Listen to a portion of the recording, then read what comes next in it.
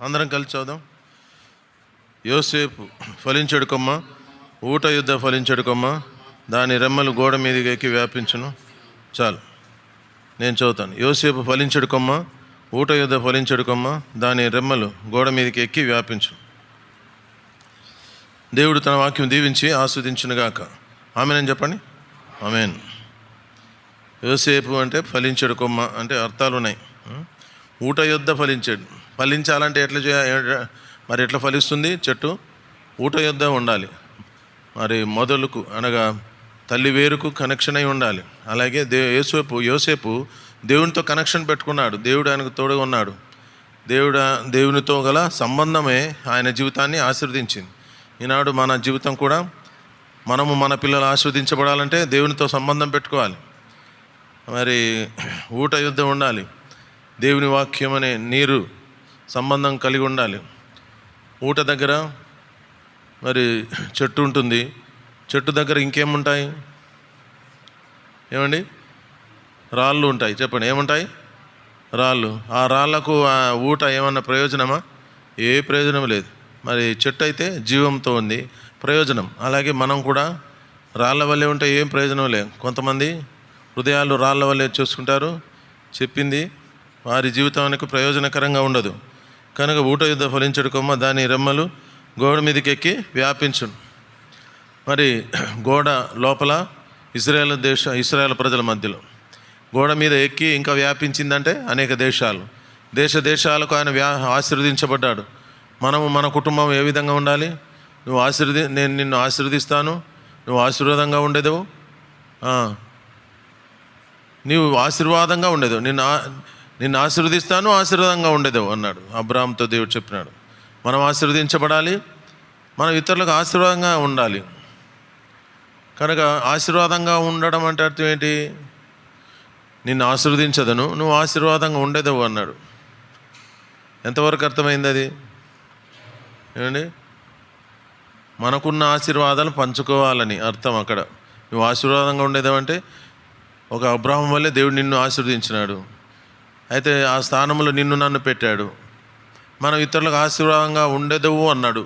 ఎట్లా మనం ఉండగలము? దేవుడు మనల్ని దీవించి ఇచ్చిన ఆశీర్వాదాలను ఇతరులకు పంచుకోవాలి. ఆత్మీయంగా, భౌతికంగా, ఆర్థికంగా మనము ఇతరులకు సహాయం చేసేవారుగా ఉండాలి. ఒకవేళ చేయకపోతే ఉన్నది తీసేస్తాడంట దేవుడు. దేవుని ఆశీర్వాదాలు పోతాయి. మరి ఉదాహరణ చెప్తున్నా. గుంటూరు నుండి ఒక బ్రదర్ వచ్చాడు. ఆయన సంఘ పెద్దనే. దేవుడు నన్ను బహుగా దీవించినాడు బ్రదర్, చాలా దీవించినాడు. వద్దు ప్రభువా, చాలు ప్రభువా అంటుంటే కూడా దీవించినాడు అన్నాడు. మరి అప్పుడు నేను బీహార్ గురించి చెప్తానే ఉన్నా. మరి అంటే వేరే విధంగా మీరు అర్థం చేసుకోవద్దు, చెప్తాను. జనరల్గా జరిగింది. బీహార్ గురించి చెప్తున్నాను, దాని గురించి ఏం స్పందన లేదు. దేవుడు నన్ను దీవించినాడు బ్రదర్, పెద్ద ఆఫీసర్ ఆయన, రిటైర్డ్ అయినాడు. చాలు ప్రభువా అంటున్నాడట. చాలు ప్రభు అంటున్నాడు, కానీ దేవుడు నాకు ఇచ్చిన దాన్ని నేను ఇతరులకు ఇవ్వాలి అనే గ్రహింపు రాలే.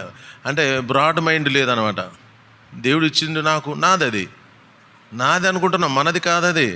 ఎక్కువ దీవించింది ఇతరులకు. ఇది గోడ మీద ఎక్కి వ్యాపించును. లోపల నీకు నీ కుటుంబానికి దీవెన. గోడ మీద ఎక్కి వ్యాపించడం అంటే ఇతర కుటుంబాలకు, దేశాలకు మనం ఆశీర్వాదకరంగా ఉండాలి. ఇక్కడ ఉన్నటువంటి ఎల్ బేతేల్ సంఘము ఇక్కడ దీవించబడింది, వెల్ బ్లెస్డ్, ఆశీర్వదించబడింది. ఇప్పుడు అనేక ప్రాంతాలకు కూడా, చుట్టూ ప్రాంతాలకు, అన్యజనులకు సువార్త సేవ వ్యాపించాలనేదే ఉద్దేశమే దేవుని ఆశీర్వాదం ఈ సంఘానికి ఉంది, మన కుటుంబాలకు ఉన్నాయి. అయితే ఏమైందంటే మరి ఆయన మా దగ్గరికి కూడా వచ్చాడు. మా దగ్గరికి వచ్చినప్పుడే చెప్పింది ఆ సాక్ష్యం. అది ఇంకా వద్దు ప్రభా, చాలు ప్రభా అంటుంటే కూడా దీవించానంట. ఎందుకు అంటున్నాడని నేను అనుకున్నా. వాక్యంలో అట్లా లేదు కదా చాలు ప్రభా అని. దీవించింది ఎందుకోసం చూడండి, ఎందుకొరకు దీవిస్తున్నాడు. ఎఫెసీయుల రాసిన పత్రిక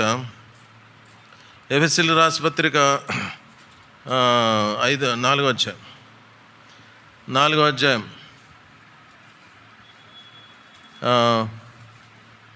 27-28 చదువుతారు ఎవరైనా?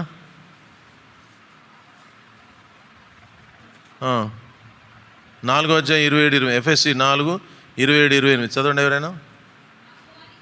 అపవాదికి చోడియకుడి, దొంగిలివాడికి మీద దొంగిలక, అక్కరగలవానికి పంచిపెట్టుటకు వీలు కలుగు నిమిత్తము తన చేతులతో మంచి పని చేయొచ్చు. చూడండి ఇక్కడ ఎందుకు కష్టపడాలా? నేను, నా కుటుంబం, నా భార్య అంటాం కదా. కష్టపడ్డావు, దేవుడు దీవించినాడు, నువ్వు కష్టపడ్డావు, నీ పిల్లలు, నీ పిల్లలు, నీ కుటుంబం సెటిల్ అయినారు, మంచిదే. ఇక్కడేముంది? అక్కరగలవానికి పంచిపెట్టుటకు వీలు కలుగు నిమిత్తం. అక్కరలో ఉన్న వారికి పంచిపెట్టడానికి దేవుడు దీవించినాడు. ఆ వాక్యం ఆయనకు తెలియలే, ఏదో రకంగా లోకం వదులుకున్నాడండి. ఆ యొక్క కరోనా టైంలో చనిపోయినాడు అంటే చెప్తున్నా. కనుక కొంతమంది ఆలోచన ఉండదు, గ్రహింపు ఉండదు. ఎందుకు దేవుడు నేను దీవించినాడు, ఎందుకు ఇంకా దేవుడు ఇంకా బ్లెస్సింగ్స్ నాకు సమృద్ధిగా ఉన్నాయి. ఆ బ్లెస్సింగ్స్ అనేవి ఇతరులకు ఇవ్వడానికే నీకు స్టాక్ పెట్టినాడు. అక్కరగలవానికి పంచిపెట్టుటకు వీలు కలుగు నిమిత్తమై కష్టపడు అంటాను. నేను నా సంసారం కొరకు కష్టపడతా, నీవు కష్టపడు అంటారు. ఇక్కడేముంది? ఇతరులు ఎవరైనా అక్కర్లో ఉంటే వారికి కష్టపడు. నార్త్ ఇండియా గురించి భక్సింగ్ గారు ఎక్కువ చెప్పేవాడు. భక్సింగ్ గారి కాలంలో నార్త్ ఇండియాకు సాయం చేయండి. అప్పుడు కాన్పూర్, జర్మియా, అట్లా నాగ్పూర్, కాన్పూర్ సేవ అట్లా వ్యాపిస్తూ వచ్చింది. 2010లో మేము బీహార్ పరిచర్య ప్రారంభించాం. బీహార్ పరిచర్య ఎట్లా ప్రారంభించామంటే మా కుమారుడు జోయల్ ఐజక్, ఒక బాబు, తర్వాత మాకు పాప జమీమా జాయ్. అయితే మా బాబు ఇంటర్ చదివిన తర్వాత ఆర్కిటెక్చర్ ఎగ్జామ్ రాస్తే సెలెక్ట్ అయినాడు. మంచి ర్యాంక్ వచ్చింది, ఫ్రీ సీట్, ఎన్ఐటి కాలేజ్. ఎక్కడ? బీహార్లో. బీహార్ అంటే భయం. ఎన్ఐటి కాలేజ్ ఆర్కిటెక్చర్ అంటే అంత మంచి కాలేజ్, మంచి సబ్జెక్టే. కానీ బీహార్ అంటే అంత భయం, ఎవరికైనా భయం. ఇప్పుడే కాదు, ఇప్పటికి ఎన్ని ఏళ్ళు అయింది? 2010 అంటే దాదాపు 14 సంవత్సరాలు అయింది. 14 సంవత్సరాల కిందట అంత భయానకంగా ఉండే, భయంకరంగా హత్యలు ఎన్నెన్నో బాగా జరిగేవి. ఇప్పుడు కొద్దిగా తగ్గింది. మరి అట్లా జరుగుతున్నటువంటి పరిస్థితుల్లో భయంగానే ఉండింది. ఇంకా ఆప్షన్ ఏదన్నా ఇస్తారేమో. కాన్పూర్, నాగ్పూర్లో సంఘం ఉంది, తెలుగు వాళ్ళు ఉంటారు. కాన్పూర్లో సంఘం ఉంది, తెలుగు వాళ్ళు ఉంటారు, సేవకుడు ఉంటాడు. హెబ్రోన్ ఫెలోషిప్ ఉంది. బీహార్ చూసే హెబ్రోన్ ఆఫీస్లో చూస్తే హెబ్రోన్ అడ్రస్ లేదు, హెబ్రోన్ మందిరం లేదు, బ్రాంచ్ లేదు. జార్ఖండ్ ఉంది, జార్ఖండ్ బీహార్ నుండి సెపరేట్ అయింది కాబట్టి నో కనెక్షన్, అదే స్టేటే వేరు జార్ఖండ్. అక్కడ మళ్ళీ హెబ్రోన్ ఫెలోషిప్ ఉంది, కానీ బీహార్లో లేదు. మరి వెళ్ళాలా లేదా ప్రభువా అని ప్రార్థన చేస్తున్నాం. ఎట్లా ప్రభువా? బాబు కూడా, మా బాబు ప్రార్థన చేస్తున్నాడు, మేము ప్రార్థన చేస్తున్నాం. మరి వారం 10 రోజులు ప్రార్థన చేసినాం, ఇంకా ఆప్షన్ ఏదైనా వస్తుందేమో అని. అయితే మేము కుటుంబ ప్రార్థన చేసి బైబిల్ చదివితాం కదా, అందరు బైబిల్ చదువుతారు. ఏం చేస్తారు? పాట అయిన తర్వాత బైబిల్ చదువుతారు, ప్రార్థన చేసి ఆమెన్ అంటారు కదా. అలా కాదు, వాక్యం అయిన తర్వాత దైవ మర్మములు చదువుతాం. ఇప్పుడైనా మీరు ఆ విధంగా చేయండి. ఎవరిది వాళ్ళు చదవడం అంటే టైం ఉండదు, మర్చిపోతుంటాం. మీరు ఒక ఫ్యామిలీగా ఉన్నారంటే మీరు బైబిల్ చదివి ముగించకముందు దైవ మర్మములు భక్సింగ్ గారి బుక్ తీయండి. లేకపోతే సెల్ ఫోన్లో అయినా మెసేజ్ వస్తుంటుంది అప్డేట్స్, డేట్ ప్రకారంగా. అది లౌడ్గా చదవండి. లౌడ్గా చదివితే ఆ కుటుంబం అంతా వింటారు. మళ్ళీ ఇంకోసారి చదవడానికి టైం లేకపోయినా సరిపోతుంది. అర్థమైందా? చాలామంది చదవడం లేదండి. దైవ మర్మములు బుక్ అన్నా తీసుకునండి, ఒకవేళ ఫోన్లో ఉంటే దాన్నన్నా చదవండి. ఓకే. అయితే మేము ఆ విధంగానే చదువుతుంటే యెషయా 30:21 నీకు కుడికి కానీ ఎడవం కానీ తిరగక ఇదే త్రోవ దీనిలో నడువుడని వెనక నుండి శబ్దం నీకు వినబడును. కుడికి కానీ ఎడమ కాదు, నాగ్పూర్ కాదు, కాన్పూర్ కాదు, బీహారే. కుడికి కానీ ఎడమ కానీ తిరగక ఇదే త్రోవ దీనిలో నడుమని చెప్పినప్పుడు మేమిద్దరం డిసైడ్ అయిన తల్లిదండ్రులు. బాబు కూడా బీహార్ అంటే ఏ స్టూడెంట్ కూడా ఇష్టపడారండి.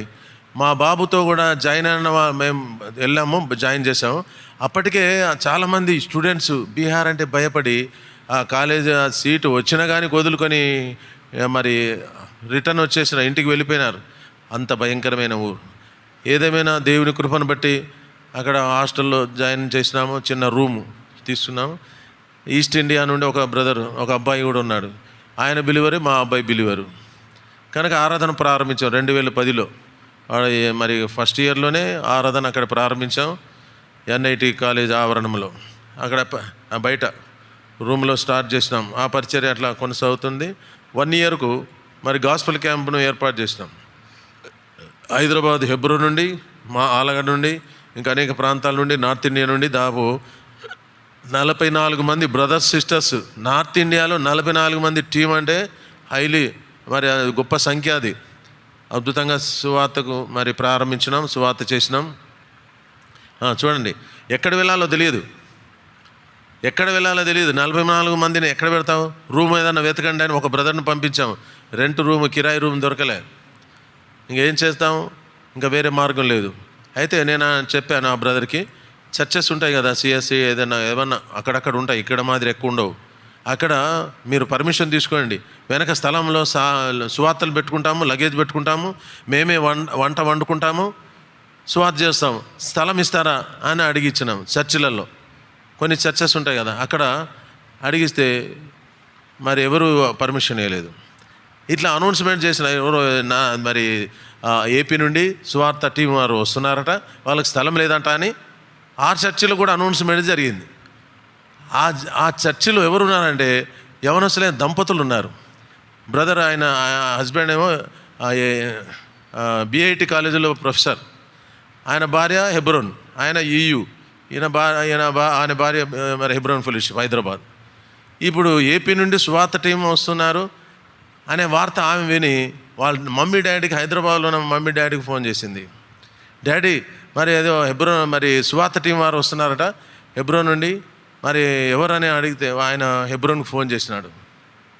ఎవరండి బీహార్కు సువార్తకు వచ్చేది ఎవరని ఆయన అడిగితే ఆళ్ళగడ్డ శామ్యుల్ టీంతో వస్తున్నాడని నా నంబర్ ఇచ్చారు ఆ బ్రదర్కి. ఆయన ఇంజనీరే. ఇంకా ఫోన్ చేసి, బ్రదర్ మా కూతురు అల్లుడు బిఐటి కాలేజీలో ఉన్నారు, అక్కడ క్వార్టర్స్ ఇంకా రూములు ఉన్నాయి, sufficient water, sufficient current, sufficient room, toilet, bathroom అన్నాడు. చూడండి, చెట్టు కింద అయినా ఉండి సువార్త చేస్తాము, ఎక్కడైనా నీడ కింద ఉండి సామాన్ పెట్టుకొని సువార్త చేద్దాం అనుకున్నాం. ఎంత టైం తెలుసా? 3 రోజుల గ్యాపే. రిజర్వేషన్ 4 రోజులు అయింది, బుక్ చేసినాం.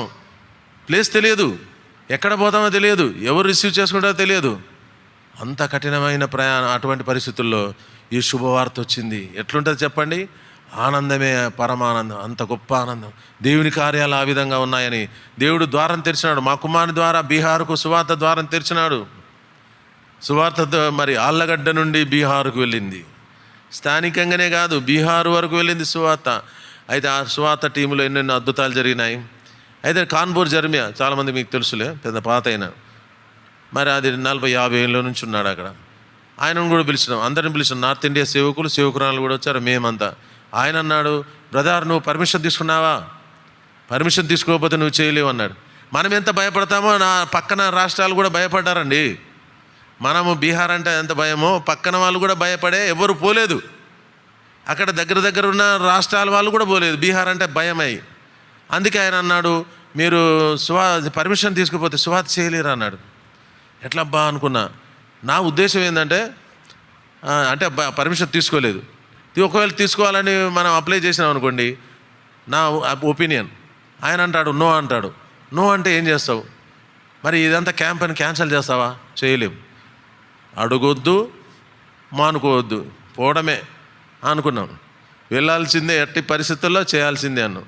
అడిగితే ఒకవేళ వద్దంటే మనం ఇంకా పెద్ద దోషలం అవుతాం అనుకొని పర్మిషన్ గురించే పట్టించుకోవద్దు, ఇక పోదాం అనుకొని వెళ్ళినాం, ప్రారంభించినాం. మరి ఆ బ్రదర్ చెప్పినా చూడు, నువ్వు పర్మిషన్ తీసుకున్నావు అని కొంచెం భయం ఉంది లోపల, ఏమవుతుందో ఆటంకం చేస్తా, RSS BJP ఎక్కువ ఉంటారు అక్కడ. అయితే ఆ పరిస్థితుల్లో మరి ప్రార్థనాపూర్వకంగా వెళ్ళి ఏం చేసామంటే, టౌన్లోనే మొదటనే స్టార్ట్ చేస్తే టౌన్ అంతా ఎవరు ఎక్కడక్కడ చెప్పనివ్వరు. టౌన్కు బార్డర్లో 50 కిలోమీటర్ల దూరంలో, సిటీకి 40-35 కిలోమీటర్ల దూరంలో చేద్దాం, ఆ పరిస్థితి వాతావరణం ఎట్లుంటుంది మనకు తెలుసుకుందాం అని చెప్పి దూరంగా పోయినాం. దూరంగా పోయి ఒక వ్యాన్ కిరాయి రెంట్కు తీసుకున్నాము. మరి మేమంతా మరి మినీ వ్యాన్, అది పెద్ద బస్సు, మినీ బస్సు. సువార్త చేసిన అందులో బైబుల్స్, బక్సింగార్ బుక్స్, క్యాలెండర్లు. అప్పుడు ఫిబ్రవరి ఆ టైంలో వెళ్ళినాం. ఆ స్థలంలో అట్లా షాపులు ఉన్నాయి, వాటి ముందే నిలబడ్డాం. ఇటు రోడ్డు ఉంది, నిలబడ్డామా 1.5-2 గంటలకు కూడా మీరెవరయ్యా ఇక్కడ మైకి పెడుతున్నారు పొండి అనేటోడు లేడు. చెప్తూనే ఉన్నాం, వాళ్ళే వస్తున్నారు. మనం ఇక్కడ ఏంటంటే పోయి బలవంతంగా తీసుకోండి, దయచేసి తీసుకోండి అన్నాం కదా, అట్లేం లేదు, వాళ్ళే వస్తారు. ఇదేదో అంటే హాట్ కేక్స్ ముందుగానే వెంటనే అయిపోతాయి, సేల్స్ అవుతాయి చూడు, అట్లా హాట్ కేక్స్ మాదిరి సేల్స్ అయిపోతాయి. మరి ఒక్కొక్కటి బైబిల్ 100 రూపాయలు, కొత్త నిబంధనలు, తర్వాత ఇవన్నీ కూడా క్యాలెండర్లు, బక్సింగ్ గారి బయోగ్రఫీ, ఇంకా కొంతమంది మీరు చదవకపోవచ్చు, అది కూడా కొన్నారు చాలామంది. బయోగ్రఫీ 100 బయోగ్రఫీలు ఆమె క్యాలెండర్లు, మరి అట్లా 500, 1000 క్యాలెండర్ అట్లా. మనం అసలు పోనవసరం లేదు. ఇదేమి ఉదయం చెప్పినాను కదా, ఇదేమి అన్నట్టు. ఏమన్నారు? ఇదేమి ఇది ఇప్పుడు తీసుకుందాం, పోతే దొరకదు, అదేందో తర్వాత చూద్దాం. అదేందనేది చూడకుండానే కొనడమేగా, కొనుక్కోవడం, పోవడం. అదేందో తర్వాత, పోతే దొరకదు, ఇప్పుడైతే తీసుకుందాం. అంత గుడ్డితనం అన్నమాట. స్టూడెంట్స్ కానీ, కాలేజ్ స్టూడెంట్స్ ఇవన్నీ ఇంతమంది రావడం, కొన్ని గంటల్లోనే సువార్త అయిపోయింది. ఈ మైక్ పర్మిషన్ సంగతి ఏందిరా అని ఆలోచించి, ఎందుకు లేదు అని అంటే 30-40 ఏళ్ళ కిందట పాత వాళ్ళకి తెలుసు, వ్యాన్ల మీద సౌండ్ బాక్సులు పెట్టడం, అది బొంగులు పెట్టి పాట పెట్టుకుంటూ పోయేవాళ్ళు. ఏమన్నా పాత వాళ్ళకి తెలుసు. అక్కడ బీహార్లో అట్లా ఉంటుంది అనమాట. మినీ వ్యానుకు కానీ, బస్సుకు కానీ, ఆటోకి కానీ బొంగు ఉంటుంది, యాంప్లిఫైర్ పెట్టుకుంటారు, పాట పెట్టుకుంటూ పోతారు. లోపల పెట్టుకుంటాం మనం అయితే రికార్డింగ్, అట్లా లోపల కాదు, బయటికే ఉంటుంది. మొత్తం మోగిపోతూ ఉంటాయి, అన్ని వెహికల్స్ అట్లనే పోతుంటాయి. ఓహో, ఇది కూడా అందులో ఒకటేమో అనుకొని మనల్ని వదిలేసినారు. ఇప్పటికి మీరు నమ్ముతారా? 14 సంవత్సరాలు అయింది మైక్ పర్మిషన్ లేకుండానే సువార్త జరుగుతుంది. దాదాపు 35 సార్లు సువార్ధన యాత్ర జరిగింది. అది పెద్ద సువార్ధన యాత్రలు, ఇంకా చిన్న కొద్దిగా 2 రోజులు 1 రోజు చేసిన సువార్తలు ఇంకా చాలా ఉన్నాయి. అవి కాక 35 సార్లు. ముఖ్యమంత్రి దారిలో పోతా ఉంటే కూడా పోలీసు వాళ్ళు సైడ్ అనేవాళ్ళు, అంతే. ఏది మీ పర్మిషన్ అడగలే. పోలీస్ కమిషనర్ ఆఫీస్ ఎదురుగా గేటు పక్కనే పెట్టినాం స్టాండు. ఎంత గడగడలాడిపోతే, మన దగ్గర అయితే లోపల పెట్టేస్తారు, బయటికి రానియరిగా. అటువంటి స్థలములు కూడా చెప్తే ఏ ఒక్కడు కూడా పట్టించుకోలే. వింటున్నారు, వచ్చి తీసుకుంటున్నారు. అద్భుతం జరిగింది. తర్వాత ఒక కాలేజ్ దగ్గర ఆపినా, అప్పుడే కాలేజీ అయిపోయింది. 100 మంది 1000 మంది స్టూడెంట్స్ వస్తున్నారు, అంతా యూత్, ఇంటర్ డిగ్రీ స్టూడెంట్స్. వాళ్ళు కూడా అంతే, ముందు తీసుకుందాం, పోతే దొరకదు, అది తర్వాత చూద్దాం ఏందనేది, ముందు తీసుకుందాం, కొందాం. అస్సలు మనం ట్రాఫిక్ జామ్ అయిపోయింది, ట్రాఫికే జామ్ అయింది, రోడ్డు ట్రాఫిక్ అంతా ఆగిపోయింది. ఈ జనము పుస్తకాలు కొనడంతో రోడ్డు పక్కనే గేటు పక్కనే బయటకు అందరూ వచ్చేసినారు, ట్రాఫిక్ జామ్ అయింది. అర్ధగంటకు లేడీస్ పోలీస్ వచ్చి క్యా హై సైడ్ జావ్ అంటున్నారు. మాకేం సమస్య ఏమి రాలేదు, కానీ పర్మిషన్ ఏది అడగలే. అట్లా జరిగింది. అక్కడంతా ఆకలి, దేవుని వాక్యం గురించిన ఆకలి. ఎంతోమంది మరి దేవుని వాక్యం విన్నారు, తీసుకున్నారు, రక్షించబడ్డారు. ఇప్పటి వరకు 13 సార్లు హోలీ కాన్వకేషన్లు జరిగినాయి, 13 సార్లు మరి యూత్ క్యాంపులు జరిగినాయి, 35 సార్లు సువార్ధన యాత్ర. ఎవరున్నారు అక్కడ? ఎవ్వరు లేరు. ఆ ఒక్క కుటుంబం బిఐటి కాలేజీలో మాకు మొదట పర్మిషన్ ఇచ్చారు. ఆయన మంచి సాక్ష్యం కాబట్టి ఆయన ఉన్న ఫస్ట్ ఫ్లోర్లో కాకుండా సెకండ్ ఫ్లోర్లో కూడా పర్మిషన్ తీసుకున్నాడు.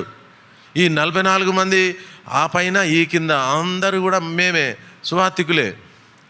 బిఐటి కాలేజ్ అంటే ఎన్ఐటి కాలేజ్ కంటే ఎక్కువ ధనవంతులు ఉంటారు, స్టూడెంట్స్ ఎక్కువ కాస్ట్లీ, అటువంటి కాలేజ్ ఉంటుంది. పర్మిషన్ విషయంలో ఎట్లా దొరికిందని ఆలోచించండి. 44 మంది బిఐటి కాలేజీలో వారం రోజులు ఉన్నామంటే ఇది సాధ్యమా? Highly impossible. 2 పోతేనే మళ్ళీ బయటికి పంపిస్తారు, నీకు పర్మిషన్ లేదు అంటారు. బిఐటి కాలేజీలో వ్యాన్లు బయట పెట్టడం, లోపలికి రావడం, లోపలికి వచ్చిన తర్వాత పాట పాడడం, జై చెప్పడం. ఇంట్లోనే పక్కన వాళ్ళు కూడా ఉన్నారు, క్వార్టర్స్ ప్రొఫెసర్స్ ఉంటారు, లెక్చరర్స్ ఉంటారు. వాళ్ళు ఒకవేళ కంప్లైంట్ చేసినా కానీ పర్మిషన్ పోతుంది. ఎవ్వరు కంప్లైంట్ చేయలేదు. దేవుని కార్యాలంటే ఆశ్చర్యంగా ఉంటాయి. అక్కడ ఎన్నో దయ్యాలు వెళ్ళగొట్టబడ్డాయి, ఎంతోమంది రక్షించబడ్డారు. మేము దారిలో సువార్తకు పోతుంటే ఒక ఆయన అపార్ట్మెంట్ దిగి పరిగెత్తుకొని వచ్చినాడు. బ్రదర్ మాకు ఫుల్ బైబిల్ చాయే అన్నాడు. బైబిల్ కావాలి, నేను 10 ఏళ్ళ నుండి నేను బైబిల్ కోసం ఎదురు చూస్తున్నా, 10 ఏళ్ళ నుండి నాకు బైబిల్ దొరకలేదు అని చెప్పి బైబిల్ కొన్నాడు. అట్లా ఎన్నెన్నో లెక్కలేని అన్న అద్భుతాలు. ముస్లిమ్స్ స్టూడెంట్స్, కాలేజ్ స్టూడెంట్స్ అందరు కూడా అది ఎంత అద్భుతంగా మరి తీసుకున్న వాళ్ళు మరి వాళ్ళంతా రక్షణ పొందలేదు, కానీ కొద్దిగా దేవుడు రక్షణలోనికి నడిపించినాడు. ఇప్పటికీ 25 సంఘాలైనాయి. ఆ ఒక్క సంఘమును బట్టి 25 సంఘాలైనాయి.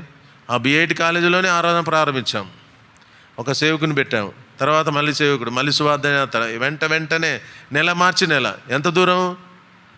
ఆలగడ్డ కర్నూలు మాదిరి ఉంది అన్నకు అని అంటారు మా వాళ్ళు, మా సంఘం. మా సంఘస్థులు ఏమంటారు?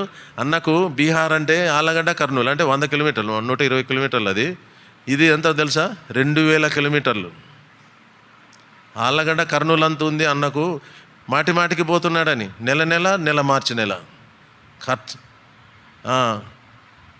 అది ఇక ఎంత ఖర్చు విషయంలో, సమయంలో, ప్రయాసములో, కనివినేరుగని ప్రయాసం, అంతా ప్రయాసం. మాకు సీట్లు రిజర్వేషన్ దొరుకుతుందా? సీట్లు రిజర్వేషన్ కూడా దొరకదు. కింద పడుకున్నాం చాలాసార్లు. మొన్న మేము మార్చిలో నేను అక్క మేమందరం కూడా, మాకు కొందరికి రిజర్వేషన్ దొరికింది. మేము ఏసీలో ఉన్నాం, ఏసీలో కూడా దొరకలే, కింద పడుకున్నాం. ఆమె మరి 58 సంవత్సరాల వయసు, నాది 60. కింద పడుకుని నేను వైట్ అండ్ వైట్ వేసుకుని కోట్ వేసుకుంటా కదా, టీటీ ఏం కింద పడ్డాడు అనుకొని అందరు చూసినారు నన్ను. అది బట్టల సామాన్లు ఉంటాయి కదా, ఆ బెడ్షీట్లో అవన్నీ ఉండే, దాంట్లో పండుకున్నా. కింద పడిపోయినాడు టీటీ అనుకున్నారు. అందరు నన్ను చూసి టీటీ అనుకుంటారు. అందరూ వస్తారు మళ్ళీ నాకు, సార్ రిజర్వేషన్ అని నన్ను అంటే నాకే లేదు. అట్లా ఒక్కసారి కాదండి, 14 సంవత్సరాలు కన్ఫర్మేషన్ లేకుండానే ప్రయాణం. ఒకసారి 16 మందికి 3 కన్ఫర్మ్ అయింది బర్త్. ఎందుకు కన్ఫర్మ్ అని, ఎందుకు కాలేదు, ముందు చేసుకోవచ్చు కదా అనుకుంటారు కదా.